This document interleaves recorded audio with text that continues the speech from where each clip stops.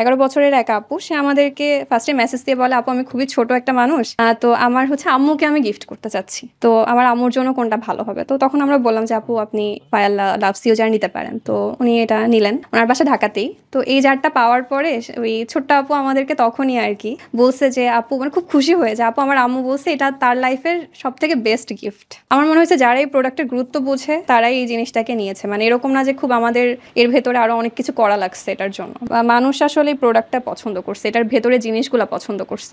এটা অনেকে যেমন নিয়েছে, নিয়ে রিসিভ করার পরেই সে খুলছে জারটা, খুলে সে একটা র্যান্ডম একটা তুলছে, তুলে তার মনে হয়েছে এটা এখন আমার মেন্টাল কন্ডিশনের সাথে এখনই মিলে গেছে। তো এরকম যাদের সাথে হয়েছে তারা তখন সাথে সাথে আমাদেরকে ওই ছবিটা তুলে আমাদেরকে পাঠাইছে যে আপু খুবই সুন্দর একটা জিনিস আমাকে পাঠাইছেন, একদম মনে হইতেছে যে আমার এখন মেন্টাল কন্ডিশনের সাথেই এটা যাচ্ছে। যেমন আমি সিকিং ফরগিভনেস থেকে নিতেছি, তার মানে আকাশি কালার। আকাশি কালারে ফার্স্টে যেটা আমি পেয়েছি, পাপ করার পর ক্ষমা প্রার্থনা।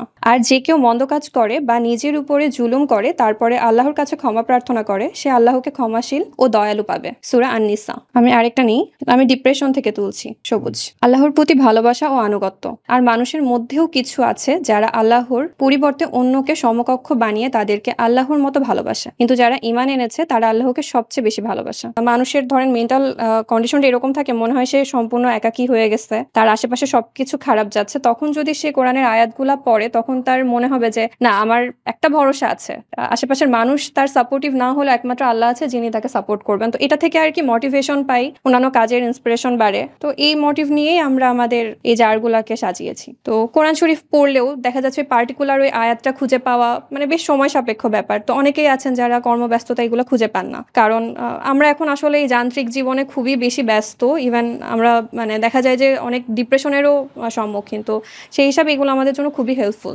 মানুষকে বোঝানোর মতো করে যতটা ইজি করা যায়, যেমন হচ্ছে আমাদের স্টিকারের উপরে কালার দিয়ে বোঝানো, আমি ভিডিও করে মানে ধরে ধরে ভিডিওতে প্রত্যেকটা জিনিস মানে বিশ্লেষণ করে করে দেওয়া, আমি এইভাবে চেষ্টা করেছি। ইভেন সবাই দেখছি ভালো রেসপন্স আসছে, কারণ সবাই বুঝছে জিনিসটা। আমার মনে হয় আসলে এই জিনিস নিয়ে আমাদের এখন নিউ জেনারেশনের অনেক আপুরে ঘাটাঘাটি করে, তারা হয়তো চায় কিন্তু পায় না। আমাদের প্রথম 6টা প্রোডাক্ট আমরা অনেক কষ্ট করে বানাইতে পারছি, কারণ এগুলার তো র ম্যাটেরিয়ালস একসাথে জোগাড় করে এগুলা মানে পুরোটা প্রিপেয়ার করা অনেক বড় একটা টাস্ক ছিল। প্রোডাক্টটা আমার টোটাল বানিয়ে উঠতে 3 মাস সময় লাগছে। কঠিন ছিল ফার্স্টেই যে এই যে আপনার ক্যাটাগরি ওয়াইজ আয়াতগুলাকে বাছাই করা। এগুলো আমরা যখন বাছাই করছি তখন আমাদেরকে মানে প্রত্যেকটা জায়গা খুঁজতে হয়েছে। ইভেন হচ্ছে আপনার এগুলাতে তো আমরা হচ্ছে করছি, বাংলা উচ্চারণ দিয়েছি, তো এগুলার রেফারেন্স সহ দেওয়া, এগুলোর উচ্চারণে যেন কোনো ভুল না থাকে সেগুলাকে মানে ক্লারিফাই করা। মানে প্রবলেমটা ফেস করছে আমরা প্রিন্টিং প্রেসে, এরকম ভাবে আলাদা আলাদা করে সবাই কেউ বানাই দিবে, কালার চেঞ্জ হবে, মানে দোয়া চেঞ্জ হবে এভাবে। তো এটা কোনো প্রিন্টিং প্রেস আসলে এত হ্যাসেল নিতে চাচ্ছিল না। আমরা বিভিন্ন জায়গায় ঘুরে ঘুরে পরে আর কি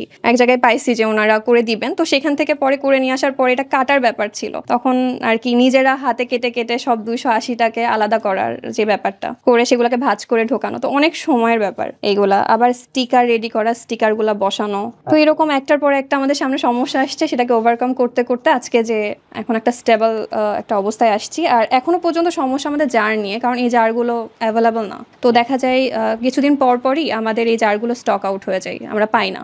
এই কাপল ব্লেস জারটা আমরা নতুন লঞ্চ করেছি এবং এটা ফার্স্ট আমাদের রেসপন্সটা কেমন আসবে এটা নিয়ে আমরা একটু আর কি নার্ভাস ছিলাম। 1 সপ্তাহের ভেতরে আমরা একটা খুব সুন্দর একটা রেসপন্স পেয়েছিলাম একজন আপুর। তো আপুর কাহিনীটা এরকম ছিল যে আপু ওনার হাজব্যান্ড একটু বদরাগী ছিলেন, তো আপু আমাদেরকে ফোন করে বলেছিলেন যে ওনার হাজব্যান্ডের একটু এরকম সমস্যা আছে। তো উনি চাচ্ছিলেন যে উনি মানে ওনার হাজব্যান্ডের থেকে দূরে থাকতেন। তো উনি হচ্ছে ওনার হাজব্যান্ডের কাছে মেবি একদিনের জন্য গেছিলেন। তো উনি আমাদেরকে বলেছিলেন যে ওই টাইমের ভেতরেই যেন আমরা এই জারটা ওনার কাছে পাঠাই। তো আমরা তারপর এটা পাঠাই দিই। দেন যেটা হয় যে ওনার হাজব্যান্ড এটা রিসিভ করার পরে ওনার হাজব্যান্ড দেখে বলেছিল যে এটা আসলে আমার কি কাজে আসবে। এরপরে 2-3 দিন পরে এসে আপু আমাদেরকে একটা ছবি পাঠায়, যেখানে আর কি দেখা যায় যে ওনার হাজব্যান্ড তার ওয়ার্ক প্লেসে বসে এই জার থেকে একটা চিরকুট খুলে সে ওটা পরে ইভেন ওটা ছবি ওই আপুকে পাঠিয়েছে। তো আপু খুবই খুশি হয়ে সেই জিনিসটা আমাদেরকে পাঠিয়েছে। এরপর থেকে ওনাদের রিলেশন মানে অনেকটাই বেটার আগের থেকে।